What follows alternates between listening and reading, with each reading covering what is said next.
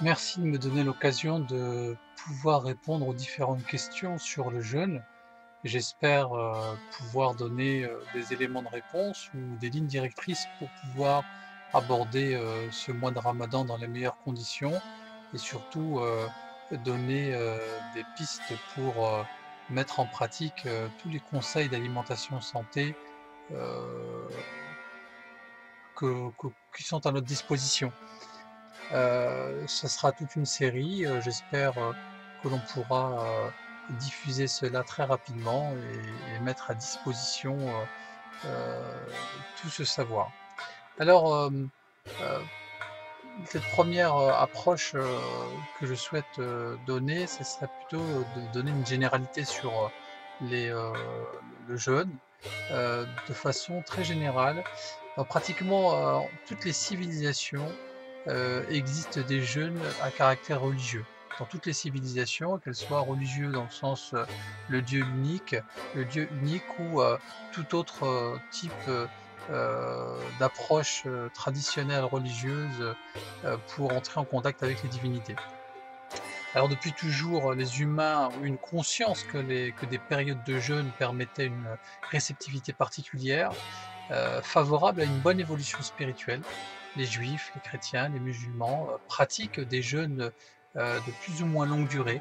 Les musulmans, ont la période de Ramadan, heu, plus, les jours de la semaine et les 3 jours, du mois lunaire, le lundi, jeudi de chaque semaine, plus les 3 jours du mois lunaire 13, 14, 15.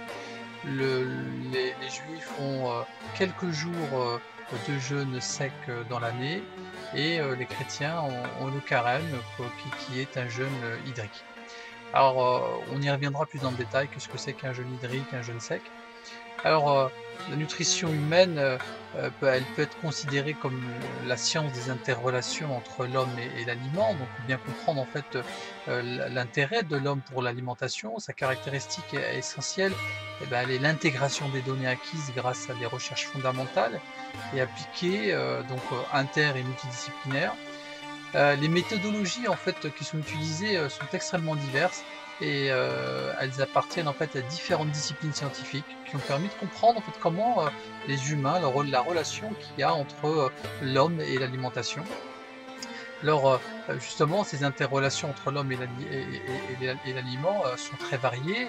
Il s'agit du comportement de l'homme sain, donc ou alors du malade vis-à-vis des aliments, des modes donc d'utilisation métabolique des nutriments intégrés ou de l'influence sur la destinée biologique de l'homme et donc tout ça, elles nous ont permis d'exprimer en termes de qualité ou de quantité, c'est justement ces différentes relations.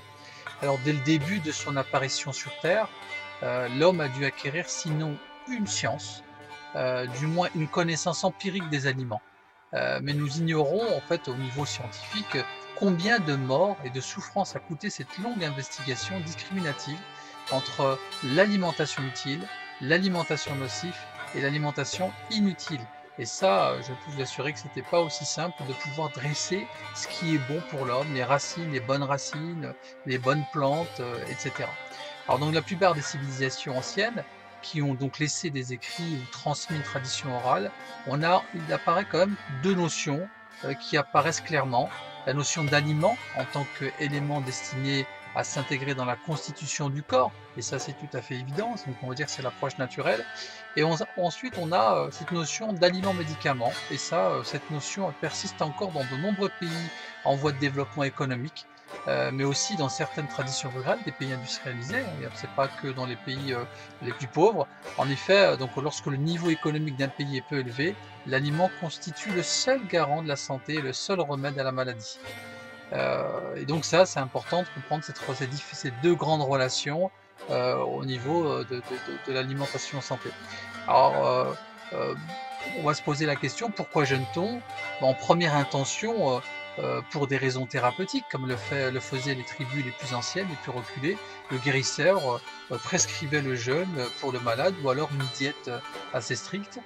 Et la seconde raison, c'est une raison spirituelle. Pour entrer en contact avec les esprits ou les divinités, on jeûnait.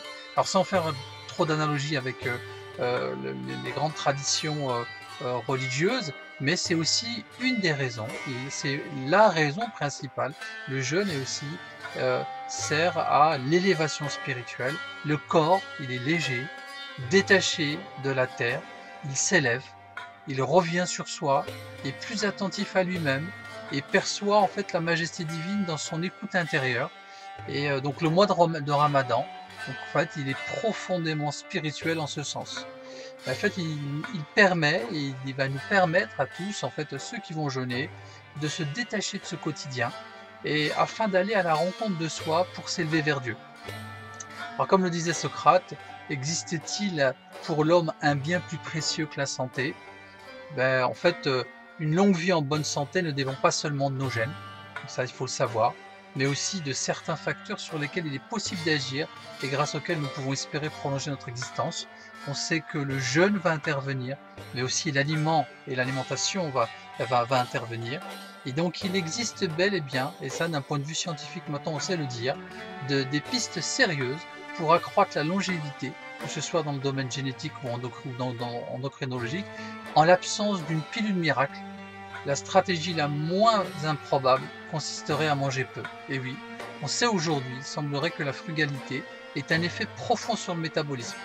Et on voit en fait que manger peu, bah, c'est la clé de l'alimentation santé et manger, on va dire, manger en quantité suffisante et ce dont on a réellement besoin.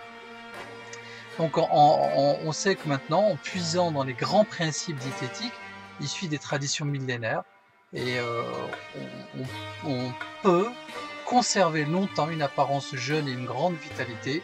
Le jeûne en fait partie, mais sa dimension est d'abord spirituelle et elle permet en même temps aussi de préserver la santé et le corps physiologique pour qu'il ait les meilleures conditions pour pouvoir apprécier davantage ce qu'il doit manger et ce qu'il peut manger.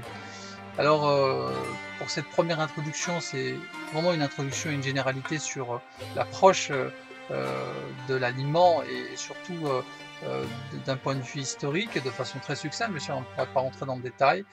Euh, Lors de cette seconde partie, on essaiera d'entrer un peu plus dans le détail et on ira un peu plus loin dans la démarche en fait alimentaire et du mois de Ramadan et pendant le jeûne, surtout les bienfaits du jeûne et comment pouvoir aborder ces différentes phases que l'on va vivre pendant ces 29 et 30 jours.